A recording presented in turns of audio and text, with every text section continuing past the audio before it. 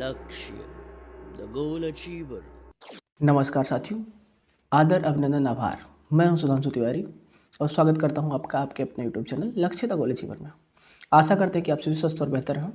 तो previous year solve करने की सीरीज़ में अगला प्रश्न पत्र मैं आज आपके सामने लेके आया हूँ DLED 2018 का विज्ञान विषय का। आज हम विज्ञान विषय के जो 2018 का प्रश्न पत्र था उसके सभी प्रश्नों को हल करेंगे और आपकी अपनी तैयारी को और बेहतर बनाएंगे। देखिए, जो ये पेपर है 2018 का, इसमें मैं बहुत सारे ऐसे प्रश्न हैं जो कम्पिटिटिव एग्जाम जो आपके टीचिंग के जितने भी होते हैं, चाहे सीटेट यूपीटेट हो, तो उसमें सेम प्रश्न वैसे रिपीट हो जाते हैं।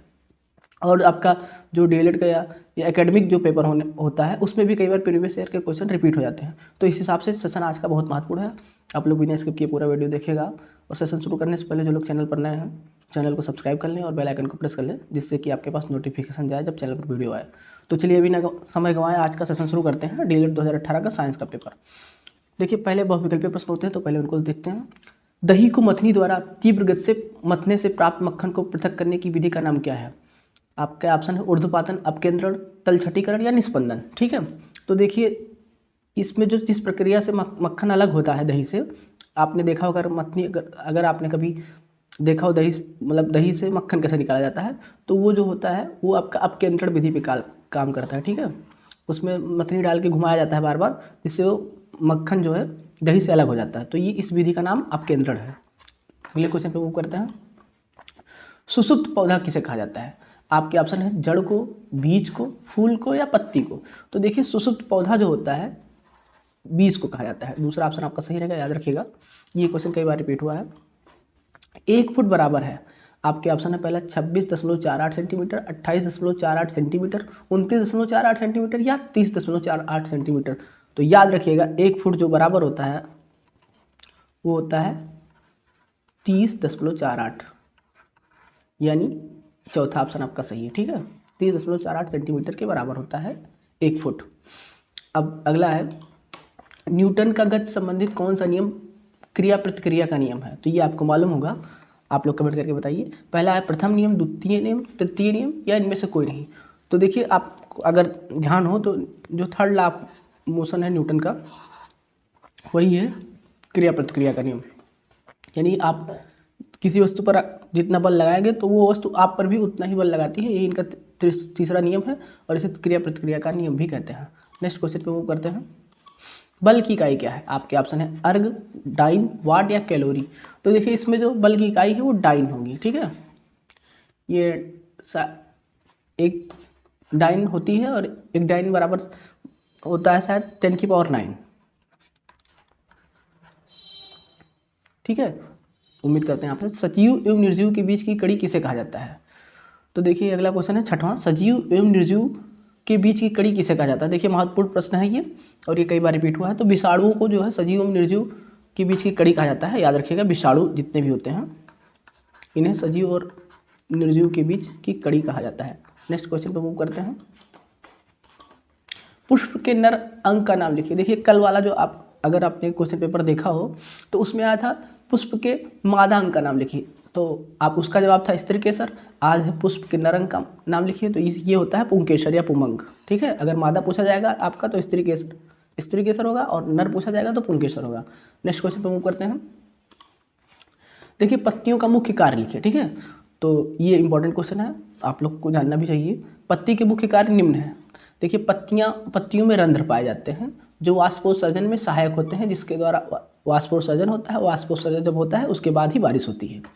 ठीक है, तो ये बारिश करने में भी पत्तियां सहायक होती हैं। कुछ पौधों में पत्तियां रंगीन होती हैं जो कीटों को आकर्षित करती है। देखिए, जब कीट आकर्षित होंगे तो परागण की प्रक्रिया होगी, जिससे और नए बीज बनेंगे, नए पौधे उत्पन्न होंगे। तो पत्तियां प्रकाश संश्लेषण क्रिया द्वारा पौधों के लिए भोजन बनाती हैं। तो पौधे के लिए भोजन भी पत्तियां बनाती हैं। ये 3 काम हो गए इनके। अगला देखते हैं, कुछ पौधों में पत्तियां कांटों में रूपांतरित हो जाती हैं, जिससे जीव जंतुओं से पौधों की रक्षा होती है ना। अगर आपने देखा हो नागफनी का पौधा, तो इसमें कांटे होते हैं, नुकीला होता है। तो ये सब पत्तियों के कार्य हो गए, 4 कार्य आपने देखा। अगले क्वेश्चन पे मूव करते हैं। विद्युतीय बल किसे कहते हैं? वह बल जो विद्युत धारा के कारण उत्पन्न होता है उसे ही विद्युतीय बल कहते हैं। छोटी सी परिभाषा है, याद रखिएगा आप लोग। वह बल जो विद्युत धारा के कारण उत्पन्न होता है तथा कार्य करता है उसे विद्युतीय बल कहते हैं। अब जो ये एग्जाम्पल है इसको आपने कभी ना कभी प्रयोग किया होगा। जैसे छोटे छोटे कागज़ के टुकड़े ले लीजिए प्लास्टिक के, ठीक है, फिर उसे जो है सूखे बाल पे या स्केल पे रगड़ लीजिए और स्केल को सूखे बाल में या कागज़ पर रगड़ लीजिए और जो कागज़ के छोटे छोटे टुकड़े हैं उसके पास अगर ले जाएंगे आप तो देखेंगे कागज़ के टुकड़े जो है स्केल पे चिपक जा रहे हैं। तो ये जो है विद्युत बल के कारण ही होता है। ये इसका बहुत बेहतरीन उदाहरण माना जाता है। यही उदाहरण आप एग्जाम में भी लिख सकते हैं। तो वह बल जो विद्युत धारा के कारण उत्पन्न होता है कार्य करता है विद्युतीय बल कहलाते हैं। और आप ये कागज़ के टुकड़े वाला एग्जाम्पल उसमें लिख सकते हैं। अगले क्वेश्चन पे चलते हैं। 10वां है ऊर्ध्वपातन से क्या तात्पर्य है। ठीक है, तो याद रखिएगा वह प्रक्रिया जिसमें कोई पदार्थ बिना द्रव अवस्था में आए सीधे गैस अवस्था में परिवर्तित हो जाता है वही प्रक्रिया आपकी ऊर्ध्वपातन कहलाती है। ठीक है, जैसे कपूर को अगर आप जलाइए तो देखिए वो द्रव अवस्था में नहीं आता है, सीधे वो गैस में बदल जाता है। तो वही प्रक्रिया जिसमें कोई पदार्थ द्रव अवस्था में ना आए सीधे गैस अवस्था में परिवर्तित हो जाता है ऊर्ध्वपातन कहलाता है। अगले क्वेश्चन पे चलते हैं। देखिए ये बढ़िया प्रश्न है, कई बार पूछा भी गया है। मछली के जल में रहने के लिए कौन कौन से अनुकूलन अंग सहायक है। ठीक है, तो मछलियाँ जो जल में रहती हैं उनके अनुकूलन अंग के कारण ही रह पाती हैं। तो देखिए निम्न अंग है आपके। पहला है गलफड़े जो सांस लेने में सहायता करते हैं मछलियों को। दूसरा है पंख जो तैरने में मदद करता है। तीसरा है स्टीम लाइनेड बॉडी, ये जो है उनके शरीर का प्रतिरोध क्षमता कम करता है जिससे वो हल्की हो जाती है, तैरने में मदद मिलती है। और ये तैरना मूत्राशय ये है, ये गैस विनिमय में मदद करता है जो है मछलियों के। अगले क्वेश्चन पे चलते हैं। वाष्प तथा गैस में क्या अंतर है। देखिए ये बहुत सूक्ष्म अंतर होता है वाष्प तथा गैस में और कई बार हम गलतियां करते हैं। तो इसको परिभाषा को थोड़ा सा ध्यान से देखिएगा। जो वाष्प होता है आपका, ठीक है, वो जो है द्रव और गैस के मध्य की अवस्था होती है। यानी जब आप कोई द्रव गर्म करते हैं तो गैस अवस्था में परिवर्तित होने से पूर्व जो उसकी अवस्था होती है द्रव के बाद और गैस के पहले की अवस्था वो होती है वाष्प अवस्था। ये जो है गैस और पानी का मिश्रण होता है। जो आपका वाष्प होता है वो गैस और पानी का मिश्रण होता है। इसमें गैस का आयतन ज़्यादा होता है। ठीक है, तो द्रव और गैस के मध्य की अवस्था को वाष्प कहते हैं, याद रखिएगा। इसमें गैस और पानी का मिश्रण होता है जबकि गैस का आयतन ज़्यादा होता है। अब इस पर हम दबाव डालकर संपीड़ित कर सकते हैं। ठीक है, लेकिन जो वाष्प होता है वाष्प का आयतन भाप से अधिक तथा गैस से कम होता है। तो याद रखिएगा आप लोग, वाष्प तथा गैस में अंतर था, आपसे पूछा गया था। तो वाष्प जो होता है द्रव और गैस के मध्य की अवस्था होती है, जबकि गैस जो होता है वो आपका गैस होता है वाष्प का आयतन भाप से अधिक होता है और गैस से कम होता है। यानी गैस का आयतन ज़्यादा होता है, वाष्प का आयतन गैस से कम होता है। तो ये आपका अंतर है मुख्य रूप से, याद रखिएगा। वाष्प जो है द्रव और गैस के मध्य की अवस्था है और जो गैस का आयतन होता है वो अधिक होता है, वाष्प का आयतन कम होता है। उम्मीद करते हैं आपको समझ में आया होगा। अगले क्वेश्चन को करते हैं। मुकुलन से क्या आशय है। देखिए मुकुलन एक प्रकार का जो है अलैंगिक जनन होता है। ठीक है, सीधी सी परिभाषा, ये आप जनन से याद रख पाएंगे। अलैंगिक जनन एक प्रकार का होता है। इसकी परिभाषा देखते हैं। किसी जीव के शरीर के बाहरी सतह की कोशिकाओं में समसूत्री विभाजन से वो बाहर आ जाता है। यानी अगर कोई जीव है, अगर उसके बाहरी सतह की कोशिकाओं में समसूत्री विभाजन होगा तो उसके शरीर में जो उभार आ जाएगा, जो उभार आता है उसे हम मुकुल कहते हैं। और मुकुल द्वारा जो अलैंगिक जनन की विधि होती है वही मुकुलन कहलाती है। तो ये एक प्रकार की अलैंगिक जनन की विधि होती है मुकुल। यानी अगर कोई जीव है उसके बाहरी सतह की कोशिकाओं में समसूत्री विभाजन होता है तो मुकुल का निर्माण होता है। और उसी मुकुल से जब अलैंगिक जनन द्वारा कुछ नया बनता है तो वो विधि मुकुलन कहलाती है। जैसे आपका ऑप्शन है यीस्ट और हाइड्रा, ये आपके मुकुलन के उदाहरण भी हैं। तो उम्मीद करते हैं आपको मुकुलन समझ में आ गया होगा। इसका यही परिभाषा है, किसी जीव के बाहरी सतह में समसूत्री विभाजन का कारण उसके शरीर पर उभार आ जाता है। जो उभार आता है उसे मुकुल या बड कहते हैं। मुकुल निर्माण द्वारा अलैंगिक जनन की विधि मुकुलन कहलाती है। आपके ऑप्शन है ईस्ट और हाइड्रा। अब अगले क्वेश्चन में करते हैं। सरल एवं संयुक्त पत्ती में अंतर। देखिए बढ़िया इंपॉर्टेंट क्वेश्चन है। सरल एवं संयुक्त पत्ती में अंतर पूछा जाता है। ठीक है, तो देखिएगा सरल पत्ती जो है पंख के जैसी प्रतीत होती है। पंख आपने देखा होगा,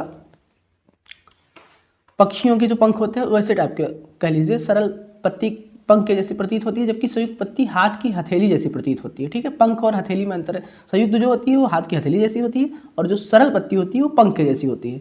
सरल पत्ती में फलक में पूर्ण विभाजन नहीं पाया जाता है। जो सरल पत्ती होती है उसमें पूर्ण विभाजन नहीं होता है, जबकि संयुक्त पत्ती में फलक का पूर्ण विभाजन हो जाता है। ठीक है, अब जो सरल पत्ती होती है आपकी, सरल पत्ती का उदाहरण है आम। ठीक है, और संयुक्त पत्ती आप इमली याद रखिए, आम और इमली याद रखिएगा। आपको सरल और संयुक्त दोनों पत्ती का उदाहरण याद रहेगा। ठीक है, सरल पत्ती में आम हो गया, संयुक्त पत्ती में इमली हो गया। ठीक है, ये आपके हो गए अंतर। अब अगले क्वेश्चन पे मूव करते हैं। संवेग संरक्षण का नियम क्या होता है। तो संवेग संरक्षण का नियम जानने से पहले हम संवेग जानते हैं।